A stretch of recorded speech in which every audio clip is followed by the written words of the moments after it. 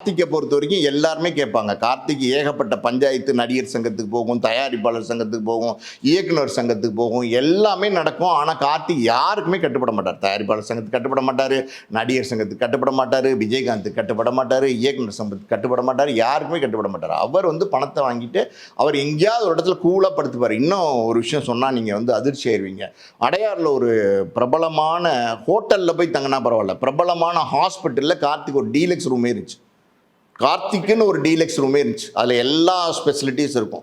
ஏசியிலேருந்து ஃப்ரிட்ஜிலேருந்து எல்லா ஸ்பெசிலிட்டிஸும் இருக்கும். அதில் போய் வந்து என்ன பண்ணுவார்னா, ஏதாவது டிமிக்கி கொடுக்கணுன்னா உடம்பு சரியில்லைன்னு சொல்லிட்டு படுத்துக்கலாம்னு சொல்லிட்டு அந்த அந்த ஹாஸ்பிட்டலுக்கு போவார்.